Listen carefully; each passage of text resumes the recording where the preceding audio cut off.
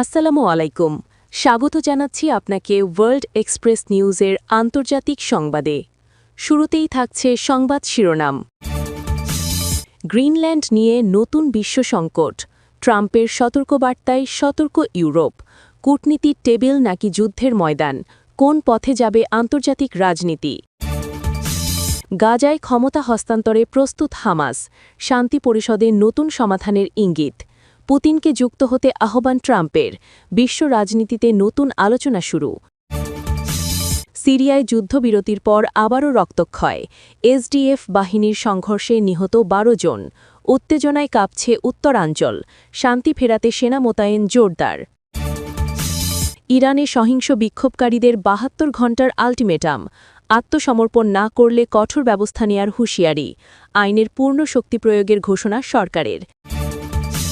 দেশ জুড়ে বাড়ানো হয়েছে নিরাপত্তা সতর্কতা। ইরান সরাসরি হুঁশিয়ারি, খামেনি বললেন যুক্তরাষ্ট্রকে ধ্বংস করা হবে, আর একটি মিসাইল হামলা হলে পরিণতি ভয়ঙ্কর হবে, মধ্যপ্রাচ্যে উত্তেজনার নতুন পর্যায়ে। এতক্ষণ শুনছিলেন ওয়ার্ল্ড এক্সপ্রেস নিউজের আন্তর্জাতিক সংবাদ শিরোনাম। এখন বিস্তারিত। গ্রিনল্যান্ড দখল নিয়ে ডোনাল্ড ট্রাম্পের করা হুঁশিয়ারি বিশ্ব রাজনীতিতে নতুন করে উত্তেজনা সৃষ্টি করেছে। এই হুঁশিয়ারিকে শুধু একটি বক্তব্য হিসাবে না দেখে ইউরোপ এটিকে সরাসরি তাদের সার্বভৌমত্ব ও আঞ্চলিক নিরাপত্তার জন্য হুমকি হিসাবে গ্রহণ করেছে।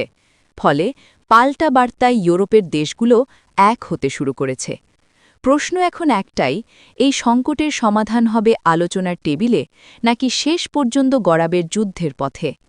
ট্রাম্পের বক্তব্যের পর থেকেই ডেনমার্ক, জার্মানি, ফ্রান্স এবং ইউরোপীয় ইউনিয়নের শীর্ষ নেতারা জরুরি বৈঠকে বসেছেন। গ্রিনল্যান্ড ডেনমার্কের অধিভুক্ত অঞ্চল হওয়ায় এই বিষয়টি শুধু ডেনমার্কের নয়, পুরো ইউরোপের সম্মান ও নিরাপত্তার প্রশ্নে পরিণত হয়েছে। ইউরোপ স্পষ্ট করে জানিয়ে দিয়েছে, কোনো ধরনের জোরপূর্বক দখল বা হুমকি তারা মেনে নেবে না। এটি আন্তর্জাতিক আইন ও জাতিসংঘ সনদের সরাসরি লঙ্ঘন। এটিকে যুক্তরাষ্ট্রের ভেতরেও ট্রাম্পের এই অবস্থান নিয়ে মিশ্র প্রতিক্রিয়া দেখা যাচ্ছে। কেউ কেউ বলছেন এটি কৌশলগত ও অর্থনৈতিক স্বার্থের জন্য একটি চাপ সৃষ্টির কৌশল। আবার অনেকে মনে করছেন এমন বক্তব্য বিশ্বকে অস্থিরতার দিকে ঠেলে দিতে পারে। কারণ গ্রিনল্যান্ড শুধু একটি ভূখণ্ড নয়, এটি আর্কটিক অঞ্চলের গুরুত্বপূর্ণ কৌশলগত কেন্দ্র, যেখানে প্রাকৃতিক সম্পদ, সামরিক অবস্থান এবং ভবিষ্যৎ বাণিজ্যিক পথের বিশাল গুরুত্ব রয়েছে। ইউরোপ এখন ঐক্যবদ্ধভাবে দেখাতে চায় যে তারা আর দুর্বল বা বিভক্ত নয়। একসময় যে ইউরোপ শুধু কূটনৈতিক বিবৃতিতেই সীমাবদ্ধ থাকত, এখন তারা যৌথ প্রতিরক্ষা, অর্থনৈতিক চাপ এবং রাজনৈতিক অবস্থান নিয়ে সামনে এগোচ্ছে। এই ঐক্যই ট্রাম্পের হুঁশিয়ারির পাল্টা বার্তা। ইউরোপ আর একা একা নয়, সবাই একসঙ্গে। তবে বড় প্রশ্ন হল, সমাধান হবে কিভাবে? প্রথম পথ হচ্ছে আলোচনার টেবিল। কূটনৈতিক আলোচনা, পারস্পরিক বোঝাপড়া এবং আন্তর্জাতিক আইনের সম্মানের মাধ্যমে সংকট নিরসন করা। ইতিহাস বলে, বড় শক্তিগুলোর মধ্যে সরাসরি যুদ্ধ কখনোই সহজ সিদ্ধান্ত নয়। আলোচনার মাধ্যমে সমাধান হলে তা শুধু ইউরোপ ও যুক্তরাষ্ট্রের জন্য নয়, পুরো বিশ্বের জন্য স্বস্তির খবর হবে। দ্বিতীয় পথটি হচ্ছে সংঘাতের ঝুঁকি। যদি দুই পক্ষই নিজেদের অবস্থানে অনড় থাকে এবং হুমকির ভাষা আরও কঠোর হয়, তাহলে পরিস্থিতি সামরিক উত্তেজনার দিকে যেতে পারে। যদিও সরাসরি যুদ্ধের সম্ভাবনা এখনই বেশি নয়, কিন্তু এমন উত্তেজনা বিশ্ব অর্থনীতি, নিরাপত্তা এবং স্থিতিশীলতার উপর বড় আঘাত হানতে পারে। ইউরোপের এক হওয়া আসলে যুদ্ধের ডাক নয়, বরং শান্তির শক্তিশালী বার্তা। তারা দেখাতে চায় যে শান্তি দুর্বলতার চিহ্ন নয়, বরং ঐক্য ও শক্তির প্রতীক। আলোচনার টেবিলে বসে সমাধান করাই হবে সবচেয়ে বুদ্ধিমানের কাজ, কারণ যুদ্ধ মানে শুধু ধ্বংস, আর টেবিল মানে ভবিষ্যৎ নির্মাণের সুযোগ। সব মিলিয়ে বলা যায়, গ্রিনল্যান্ড নিয়ে ট্রাম্পের হুঁশিয়ারি বিশ্ব রাজনীতিকে একটি কঠিন মোড়ে দাঁড় করিয়ে দিয়েছে। এখন সিদ্ধান্তের ভার বড় শক্তিগুলোর হাতে। তারা কি আলোচনার পথে শান্তির ইতিহাস লিখবে, নাকি যুদ্ধের পথে অস্থিরতার নতুন অধ্যায় শুরু করবে? পৃথিবী তাকিয়ে আছে সেই উত্তরের অপেক্ষায়। গাজায় ক্ষমতা হস্তান্তরের জন্য প্রস্তুতির ঘোষণা দিয়ে হামাস আবারও বিশ্ব রাজনীতিতে নতুন আলোচনার জন্ম দিয়েছে। দীর্ঘদিনের সংঘাত, রক্তপাত আর অনিশ্চয়তার পর এই ঘোষণা গাজার মানুষের জন্য এক নতুন আশার আলো হয়ে এসেছে। যুদ্ধবিধ্বস্ত এই ভূখণ্ডে শান্তি ফিরিয়ে আনার যে আকাঙ্ক্ষা আন্তর্জাতিক মহলে দীর্ঘদিন ধরে আলোচিত, হামাসের এই অবস্থান সেই আকাঙ্ক্ষাকেই আরও শক্তিশালী করেছে। তারা জানিয়েছে, গাজার স্থায়ী শান্তি ও স্থিতিশীলতার স্বার্থে প্রয়োজনে তারা প্রশাসনিক ক্ষমতা হস্তান্তরের বিষয়ে আলোচনা করতে প্রস্তুত। এই প্রেক্ষাপটে শান্তি পরিষদের ভূমিকা আরও গুরুত্বপূর্ণ হয়ে উঠেছে। শান্তি পরিষদ মূলত এমন একটি কাঠামো যেখানে সংঘাতরত পক্ষগুলোর মধ্যে সমঝোতা, রাজনৈতিক সমাধান ও মানবিক সহায়তার পথ সুগম করা যায়। হামাসের এই ঘোষণা বোঝায় তারা সামরিক সংঘাতের বাইরে এসে কূটনৈতিক ও রাজনৈতিক সমাধানের পথে হাঁটতে আগ্রহী। যদিও বাস্তবায়ন সহজ নয়, তবু এটি মধ্যপ্রাচ্যের শান্তির পথে একটি বড় ধাপ হিসেবে বিবেচিত হতে পারে। অন্যদিকে যুক্তরাষ্ট্রের সাবেক প্রেসিডেন্ট ডোনাল্ড ট্রাম্প শান্তি পরিষদে রাশিয়ার প্রেসিডেন্ট ভ্লাদিমির পুতিনকে যুক্ত হওয়ার আহ্বান জানিয়েছেন। এই আহ্বান বিশ্ব রাজনীতিতে নতুন মাত্রা যোগ করেছে। ট্রাম্প মনে করেন, গাজা সংকটের মতো বড় আন্তর্জাতিক সমস্যার সমাধানে শুধু পশ্চিমা শক্তির ভূমিকা যথেষ্ট নয়, বরং রাশিয়ার মতো প্রভাবশালী শক্তিকেও সম্পৃক্ত করা জরুরি। তার মতে, পুতিনের অংশগ্রহণ শান্তি আলোচনাকে আরও শক্তিশালী ও কার্যকর করতে পারে। ট্রাম্পের এই আহ্বান কেবল কূটনৈতিক কৌশল নয়, বরং বৈশ্বিক শক্তির ভারসাম্য রক্ষার একটি প্রচেষ্টা বলেও অনেকে মনে করছেন। রাশিয়া মধ্যপ্রাচ্যে দীর্ঘদিন ধরেই গুরুত্বপূর্ণ প্রভাব বিস্তার করে আসছে। বিশেষ করে সিরিয়া সংকটে তাদের সক্রিয় ভূমিকা ছিল চোখে পড়ার মতো। সেই অভিজ্ঞতা কাজে লাগিয়ে গাজা সংকটেও তারা মধ্যস্থতাকারীর ভূমিকা রাখতে পারে, এমনটাই ট্রাম্পের ধারণা। হামাসের ক্ষমতা হস্তান্তরের প্রস্তুতি এবং ট্রাম্পের পুতিনকে আহ্বান, এই দুইটি ঘটনা মিলিয়ে বোঝা যায় গাজা ইস্যু এখন আর কেবল আঞ্চলিক সমস্যা নয়, এটি একটি বৈশ্বিক রাজনৈতিক আলোচনার কেন্দ্রে পরিণত হয়েছে। একদিকে স্থানীয় পক্ষগুলো শান্তির দিকে এগোতে চাইছে, অন্যদিকে বিশ্ব শক্তিগুলো নিজেদের প্রভাব ও দায়িত্বের জায়গা থেকে সমাধানের পথে ভূমিকা রাখতে চাইছে। তবে এই পুরো প্রক্রিয়ায় সবচেয়ে গুরুত্বপূর্ণ বিষয় হল গাজার সাধারণ মানুষের ভবিষ্যৎ। বছরের পর বছর ধরে যুদ্ধ, অবরোধ ও মানবিক সংকটের মধ্যে তারা জীবনযাপন করছে। বিদ্যুৎ, পানি, চিকিৎসা ও খাদ্যের অভাব তাদের নিত্যদিনের বাস্তবতা। যদি সত্যিই ক্ষমতা হস্তান্তর ও শান্তি পরিষদের মাধ্যমে একটি কার্যকর প্রশাসনিক কাঠামো গড়ে ওঠে, তাহলে গাজার মানুষের জীবনমান উন্নত হওয়ার সম্ভাবনা তৈরি হবে।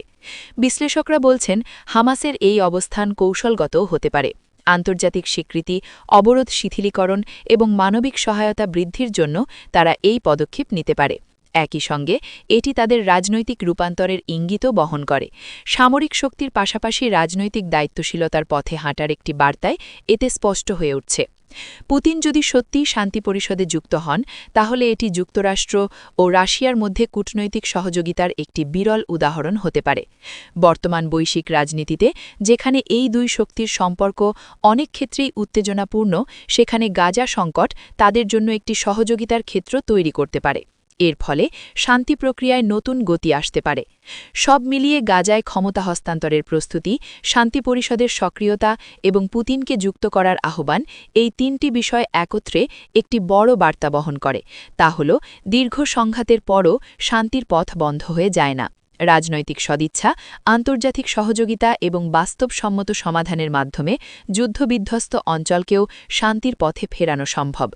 আজ গাজা শুধু একটি ভূখণ্ডের নাম নয়, এটি বিশ্ববিবেকের এক বড় পরীক্ষা। হামাসের সিদ্ধান্ত, ট্রাম্পের আহ্বান এবং সম্ভাব্যভাবে পুতিনের অংশগ্রহণ, সবকিছু মিলিয়ে যদি সত্যিই একটি কার্যকর শান্তি প্রক্রিয়া গড়ে ওঠে, তবে তা কেবল গাজার জন্য নয়, বরং পুরো মধ্যপ্রাচ্যের স্থিতিশীলতার জন্য এক নতুন দিগন্ত উন্মোচন। সিরিয়ায় দীর্ঘদিনের রক্তক্ষয়ী সংঘাতের পর যুদ্ধবিরতি ঘোষণায় মানুষের মনে নতুন করে শান্তির আশার আলো জেগে উঠেছিল। অনেকেই ভেবেছিল হয়তো এবার অস্ত্রের শব্দ থেমে যাবে, ফিরবে স্বাভাবিক জীবন। কিন্তু সেই আশার আলো খুব দ্রুতই আবার অন্ধকারে ঢেকে গেল। যুদ্ধবিরতির পরও দেশটির উত্তরাঞ্চলে এসডিএফ বা সিরিয়ান ডেমোক্রেটিক ফোর্সেস বাহিনীর সঙ্গে নতুন করে সংঘর্ষে প্রাণ হারিয়েছেন অন্তত ১২ জন। এই ঘটনায় গোটা সিরিয়া জুড়ে আবারও আতঙ্ক ও অনিশ্চয়তার পরিবেশ তৈরি হয়েছে। স্থানীয় সূত্র জানায়, যুদ্ধবিরতি কার্যকর হওয়ার পর পরিস্থিতি কিছুটা শান্ত হলেও কয়েকটি এলাকায় উত্তেজনা পুরোপুরি কমেনি। বিশেষ করে কৌশলগত গুরুত্বপূর্ণ অঞ্চলগুলোতে দুই পক্ষের মধ্যে ছোটখাটো সংঘর্ষ চলছিল। সম্প্রতি সেই সংঘর্ষ ভয়াবহ রূপ নেয়, যার ফলে হতাহতের সংখ্যা বাড়তে থাকে। নিহতদের মধ্যে সেনা সদস্যের পাশাপাশি সাধারণ মানুষেরও থাকার আশঙ্কা করা হচ্ছে, যা পরিস্থিতিকে আরও জটিল করে তুলেছে। এই ঘটনার পর দামাস্কাস সরকার দ্রুত সেনা মোতায়েন জোরদার করার সিদ্ধান্ত নেয়। রাজধানী থেকে জানানো হয়েছে, দেশের সার্বভৌমত্ব ও নাগরিকদের নিরাপত্তা রক্ষায় তারা সর্বোচ্চ শক্তি প্রয়োগ করতে প্রস্তুত। গুরুত্বপূর্ণ সড়ক, সামরিক ঘাঁটি ও সীমান্তবর্তী এলাকায় অতিরিক্ত সেনা ও নিরাপত্তা বাহিনী পাঠানো হয়েছে। একই সঙ্গে আকাশপথে নজরদারি বৃদ্ধি এবং স্থলভাগে টহল আরও কঠোর করা হয়েছে। দামাস্কাসের পক্ষ থেকে বলা হয়েছে, শান্তি ফেরাতে সব ধরনের পথ খোলা রাখা হবে। কূটনৈতিক আলোচনা, মধ্যস্থতাকারী দেশগুলোর সহযোগিতা এবং প্রয়োজন হলে সামরিক পদক্ষেপ সবকিছুর মাধ্যমে স্থিতিশীলতা ফেরানোর চেষ্টা করা হবে।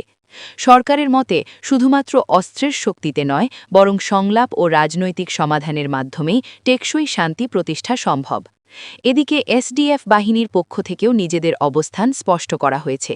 তারা দাবি করেছে, কিছু এলাকায় তাদের ওপর আকস্মিক হামলা চালানো হয়েছে, আত্মরক্ষার জন্যই তারা পাল্টা প্রতিরোধ গড়ে তুলেছে।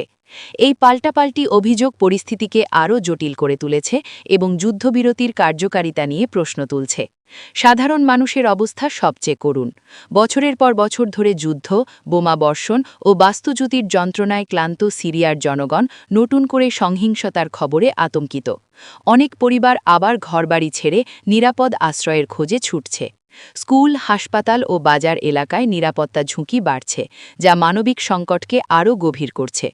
বিশ্লেষকরা বলছেন, এই সংঘর্ষ প্রমাণ করে যে সিরিয়ায় যুদ্ধবিরতি এখনও খুব নাজুক অবস্থায় রয়েছে। সামান্য উত্তেজনাও বড় ধরনের সংঘাতে রূপ নিতে পারে।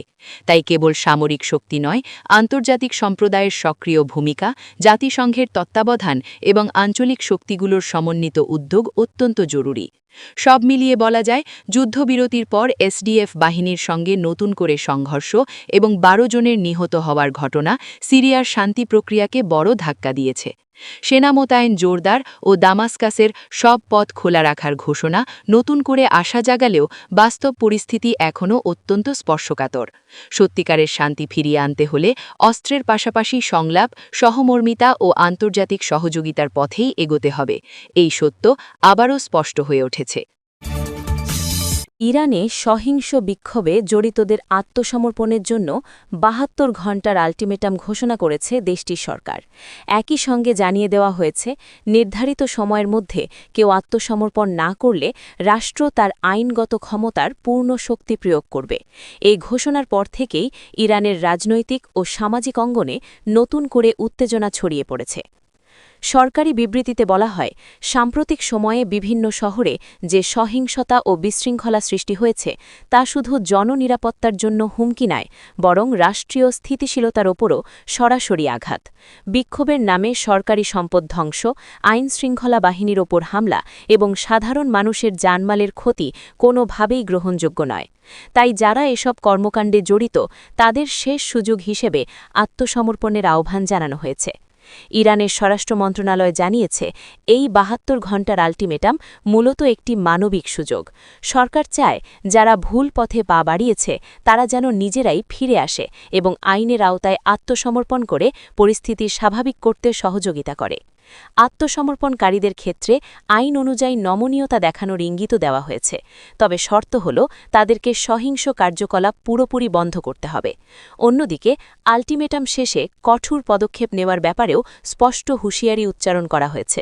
বলা হয়েছে, আইন শৃঙ্খলা বাহিনী তখন পূর্ণ ক্ষমতা নিয়ে মাঠে নামবে। এতে বিশেষ অভিযান, ব্যাপক ধরপাকড় এবং কড়া নিরাপত্তা ব্যবস্থার সম্ভাবনা রয়েছে। সরকারের ভাষায়, রাষ্ট্র দুর্বল নয়, শান্তি ও শৃঙ্খলা রক্ষায় প্রয়োজনে সর্বোচ্চ শক্তি প্রয়োগ করা হবে। এই ঘোষণার পর বিভিন্ন মানবাধিকার সংগঠন উদ্বেগ প্রকাশ করেছে। তাদের আশঙ্কা, আইন প্রয়োগের নামে অতিরিক্ত বল প্রয়োগ হলে সাধারণ নাগরিকদের জীবন ও অধিকার ঝুঁকির মুখে পড়তে পারে। তারা সরকারের কাছে সংযম ও সংলাপের মাধ্যমে সমস্যা সমাধানের আহ্বান জানিয়েছে। তবে সরকার পক্ষ বলছে, শান্তিপূর্ণ প্রতিবাদ আর সহিংস কর্মকাণ্ড এক নয় এবং সহিংসতায় জড়িতদের বিরুদ্ধে ব্যবস্থা নেওয়া রাষ্ট্রের যুক্তরাষ্ট্রের দায়িত্ব। রাজনৈতিক বিশ্লেষকদের মতে এই ৭২ ঘণ্টার আল্টিমেটাম আসলে একটি কৌশলগত বার্তা।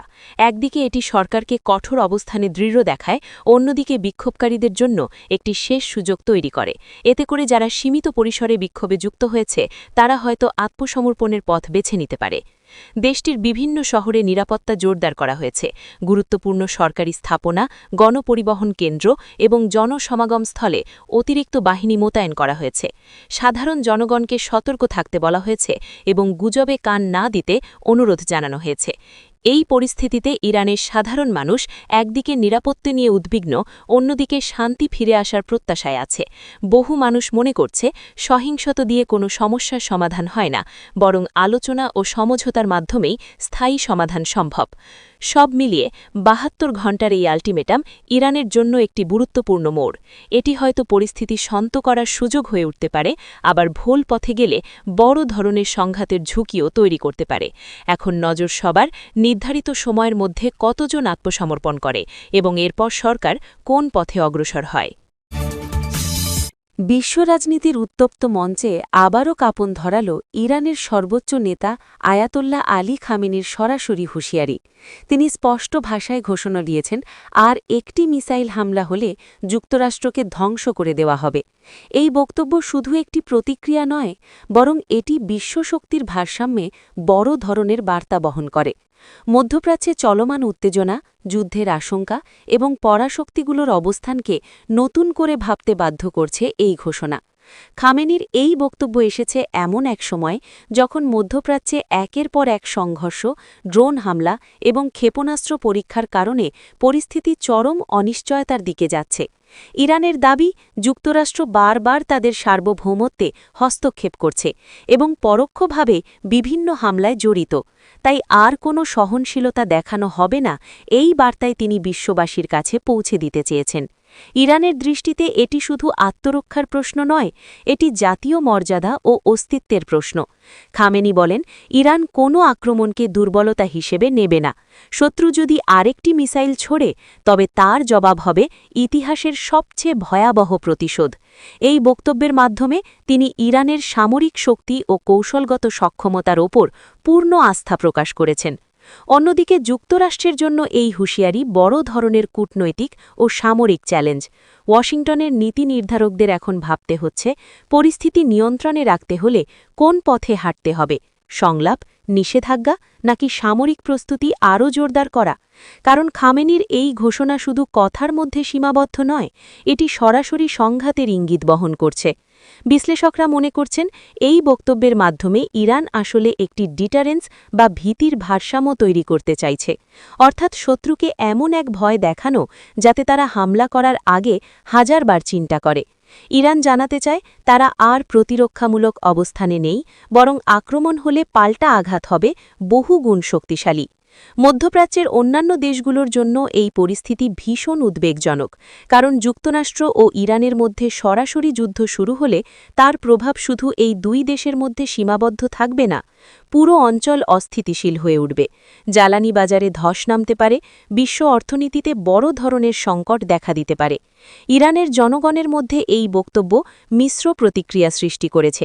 একদল মনে করছে এটি দেশের আত্মমর্যাদা রক্ষার শক্ত বার্তা, অন্য দল আশঙ্কা করছে এর ফলে দেশ আরও বড় যুদ্ধের দিকে এগিয়ে যেতে পারে, যার বোঝা সাধারণ মানুষকেই বইতে হবে। তবুও খামেনির কণ্ঠে দৃঢ়তা স্পষ্ট, তিনি কোনো আপোষের পথে যেতে রাজি নন। এই পরিস্থিতিতে আন্তর্জাতিক সম্প্রদায়ের ভূমিকা অত্যন্ত গুরুত্বপূর্ণ। জাতিসংঘ, ইউরোপীয় ইউনিয়ন এবং অন্যান্য পরাশক্তিদের এখন মধ্যস্থতার মাধ্যমে উত্তেজনা কমানোর চেষ্টা করতে হবে, না হলে একটি ভুল সিদ্ধান্তই বিশ্বকে ঠেলে দিতে পারে ভয়াবহ সংঘাতের দিকে। সব মিলিয়ে খামেনির এই ঘোষণা শুধু একটি রাজনৈতিক বক্তব্য নয়, এটি একটি যুদ্ধের সতর্ক সংকেত। আর একটি মিসাইল কথাটির ভেতরেই লুকিয়ে আছে ধ্বংসের সম্ভাবনা। এখন দেখার বিষয়, বিশ্ব কি এই সতর্কবার্তা থেকে শিক্ষা নেবে, নাকি উত্তেজনার আগুন আরও উস্কে দিয়ে মানব সভ্যতাকে নতুন এক বিপর্যয়ের মুখে ঠেলে দেবে।